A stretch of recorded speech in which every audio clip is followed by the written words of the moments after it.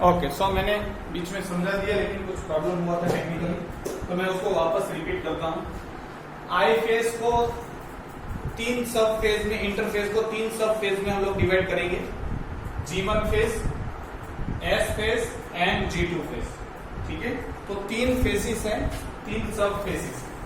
एक है G1 phase, F1 phase, S phase and G2 phase.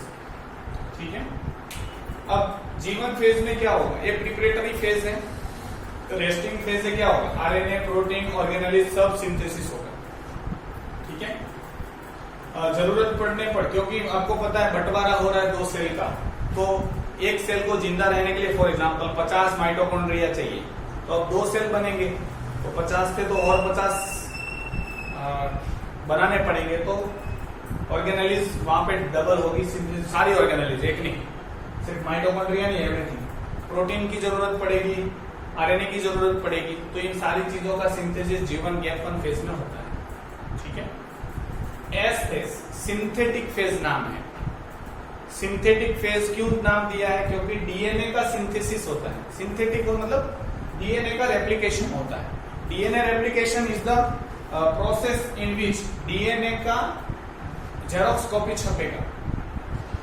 For your kind information, एक chromosome में, मैं यहाँ पे इरेज कर देता हूँ, ये कुछ नहीं है, एक ही स्ट्रैंड है समझो। एक क्रोमोसोम में 30,000 जीन होते हैं, 30,000 डिफरेंट जीन, अलग अलग कैरेक्टरिस्टिक्स के लिए।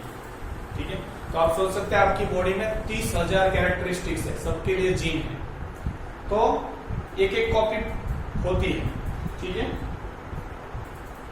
एक कॉपी मदर से मिली वो ये, फादर से मिली एक कॉपी ये। अब ये नहीं था, ऐसा सोचो आप। ठीक है, अब जैसे ही एस फेज में आएगा, तो एक एक कॉपी का क्या करना पड़ेगा, दो दो कॉपी करनी पड़ेगी, तो ये और इसकी भी छप जाएगी,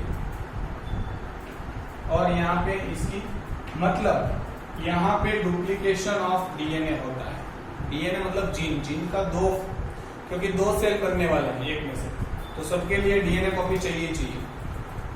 तो ये डिप्लॉइड सेल था, तो डिप्लॉइड ही रहा, मतलब दो क्रोमोसोम है तो दो क्रोमोसोम ही रहे। लेकिन डीएनए कंटेंट, ये डीएनए कंटेंट सी पाइकोमीटर बोलते हैं हम लोग इसको। It is the measure of mass of DNA, DNA का मास मेजर करना। तो पहले 2C था, मतलब दो ही था, अब कितना हो गया 4C, टोटल कितने हो गए 1 2 3 4, एक की काउंट की बात कर रहे हैं।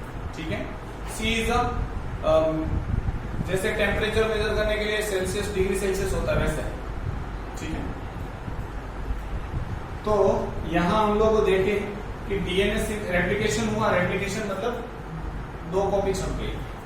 हिस्टोन प्रोटीन का भी सिंथेसिस एस फेज में होता है, तो एस फेज आप बहुत याद रखें, दो इवेंट के लिए है, DNA replication and histone protein synthesis takes place in S phase, synthetic phase में। ठीक है, यहाँ पे दूसरा कुछ नहीं होता है। लास्ट फेज प्रिपरेटरी फेज का आया है G2 phase, that is F2 phase, growth 2 phase भी बोल सकते हैं। इसमें भी आरएनए, प्रोटीन सिंथेसिस, ऑर्गेन, जितना भी अभी बाकी रह गया था, या सेल को लगेगा कि और इसकी जरूरत पड़ेगी, तो वो यहाँ पे उनका सिंथेसिस करेगा। नेक्स्ट एक और इंपॉर्टेंट होता है, वो होता है सेंट्रोसोम डुप्लीकेशन। आपको पता है सेल में न्यूक्लियस के बाजू में सेंट्रियोल्स या सेंट्रोसोम्स होता है। अब G2 फेज खत्म होगा तो ये दो हो जाएंगे, एक में से दो हो जाएंगे, तो यहाँ पे प्रिपरेटरी फेज कंप्लीट होता है। ठीक है, एस फेज जो, सॉरी आई फेज जो था इंटरफेज, वो कंप्लीट होता है G1 S and G2 phase में कंप्लीट होता है। G1 फेज में सब सिंथेसिस होगा, protein, RNA and organelles. S phase में दो इवेंट याद रखना है, DNA replication and histone protein synthesis. G2 phase में आरएनए, बाकी सारी ऑर्गेनेल्स का सिंथेसिस होता है, आरएनए, प्रोटीन, एटीपी मॉलिक्यूल सबकी जरूरत हो उसका। अब यहाँ पे सेंट्रोसोम डुप्लीकेट होंगे। सेंट्रोसोम मैंने बोला न्यूक्लियस के बाहर एक स्ट्रक्चर है, जिनको हम लोग सेंट्रोसोम बोलते हैं। तो इस तरह से आई फेज कंप्लीट होता है।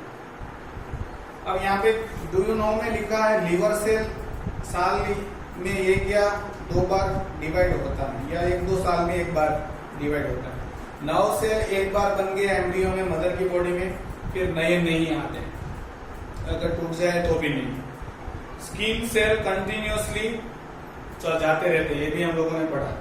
अगर अनकंट्रोल्ड सेल डिवीजन किसी भी सेल का हो जाता है तो that is known as cancer. इसको हम लोग क्या बोलते हैं? कैंसर। ट्यूमर बन जाता है, ट्यूमर से कैंसर। ट्यूमर मतलब गड्ढा।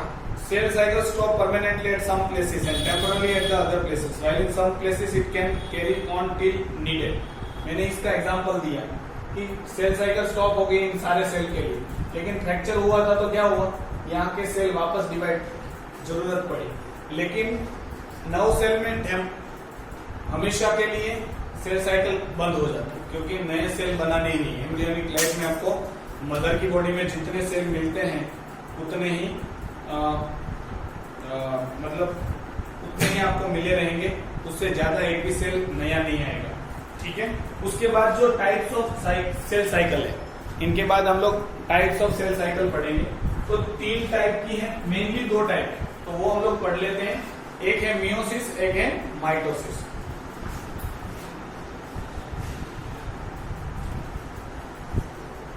तो मेनली 2 टाइप की सेल साइकिल है, माइटोसिस एंड मियोसिस, और तीसरा अमाइटोसिस। ये 3 टाइप की सेल साइकिल, मतलब types of cell cycle. Cell division 3 type से हो सकता है। सेल डिवाइड 3 तरीके से हो सकता है, माइटोसिस से होगा, मियोसिस से होगा, अमाइटोसिस से भी होगा। देयर आर, यहाँ पे 2 ही बोला है तो 2 ही रखो, अमाइटोसिस एक एक्स्ट्रा है। माइटोसिस एक ऐसा सेल डिवीजन है जिसमें नंबर ऑफ क्रोमोसोम सेम रहेंगे, मतलब एवरी सेल जो माइटोसिस में जाएगा वो आइडेंटिकल, जेनेटिकली आइडेंटिकल सेल बनाएगा। ठीक है। जेनेटिकली आइडेंटिकल मतलब number of chromosome same to same chromosome आएंगे। तो resulting to 2 daughter cell each having nucleus containing same number and kind of chromosome. तो यहाँ पे मैं एग्जांपल ह्यूमन सेल का लूंगा। एक सेल 46 क्रोमोसोम है, एक में से 2 सेल बनेंगे, दोनों में 46 क्रोमोसोम आए, तो number of chromosome same to same रहे, एंड काइंड ऑफ क्रोमोसोम मतलब जैसे थे वैसे के वैसे, चेंज होके नहीं आए, तो इसको हम लोग माइटोटिक डिवीजन बोलेंगे। इसीलिए इसको इक्वेशनल डिवीजन भी बोलते हैं। इक्वेशनल डिवीजन क्यों बोलते हैं? क्योंकि number of chromosome in daughter cell is equal to the number of chromosome in parent cell और मदर सेल। तो दोनों में नंबर ऑफ क्रोमोसोम इक्वल है, इसलिए इसको इक्वेशनल सेल डिवीजन भी बोलते हैं। किसको? माइटोसिस को। ठीक है। ये जनरल बॉडी सेल में होता है, मतलब हर जगह पे, एवरीवेयर एक्सेप्ट गोनाड्स, जहां पे गैमेट बनते हैं, टेस्टिस एंड ओवरीज को छोड़ के हर एक सोमेटिक सेल में, सोमेटिक सेल मतलब general body cell, everywhere except gonads, testis and ovaries को छोड़ के बाकी सारा हमारी बॉडी में क्या है? सोमेटिक सेल है। ठीक है। So mitotic division ensures that all the cells of the individuals are genetically identical. So mitosis में genetically identical cell बनते हैं and number of chromosomes same to same रहते हैं। ठीक है। To each other and to the original fertilized ovum. तो एक बार zygote बन जाता है, फॉर एग्जाम्पल स्पर्म और ओवम मिलके जो जाइगोट बनता है वो 46 वाला बनेगा। उसके बाद हमारी बॉडी में सारे के सारे सेल ये 46 क्रोमोसोम वाले ही होंगे। ठीक है। कब तक? जब तक टेस्टिस में और फीमेल में ओवरीज में ये चेंज होंगे, अदरवाइज पूरी बॉडी में 46 ही। मियोसिस सेकेंड जो है वो है meiosis. Meiosis is a type of nuclear division. यहाँ पे डिवीजन होता है that give rise to 4 reproductive gamete cell. देखो मियोसिस कंटिन्यूस 2 साइकिल होती है।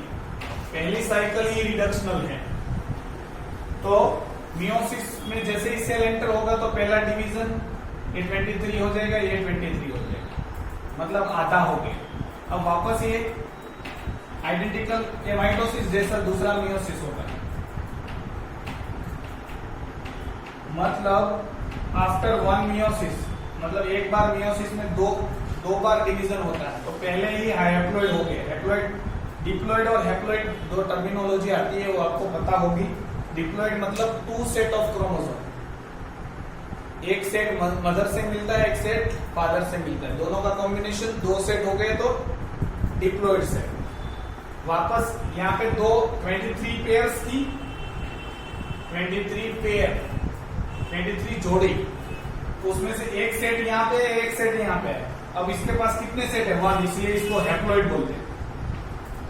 हैप्लॉइड मतलब सिंगल सेट ऑफ क्रोमोसोम, और यहाँ पे 2 सेट ऑफ क्रोमोसोम, एक मदर से मिला था, एक फादर से मिला था, इसलिए इसको डिप्लॉइड सेल बोलते हैं। आई रिपीट, डिप्लॉइड मतलब 2 सेट ऑफ क्रोमोसोम, एक मदर से मिला था, एक फादर से मिला।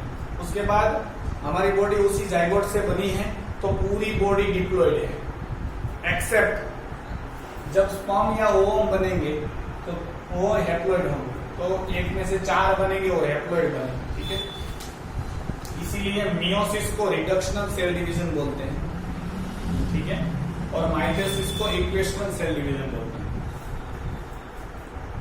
2 कॉन्जिक्यूटिव सेल डिवीजन होते हैं। ऑल सेक्सुअली रिप्रोड्यूसिंग ऑर्गेनिज्म, जितने भी सेक्सुअली रिप्रोड्यूसिंग ऑर्गेनिज्म है, ये मियोसिस से जाएंगे to produce their gametes, gamete बनाने के लिए या सेक्स सेल बनाने के लिए उनको ये प्रोसेस से गुजरना पड़ेगा। अमाइटोसिस एक सिंपल कॉमन प्रोसेस है, वो भी प्रोकैरियोटिक सेल में होती है, वो भी अनफेवरेबल कंडीशन में होती है।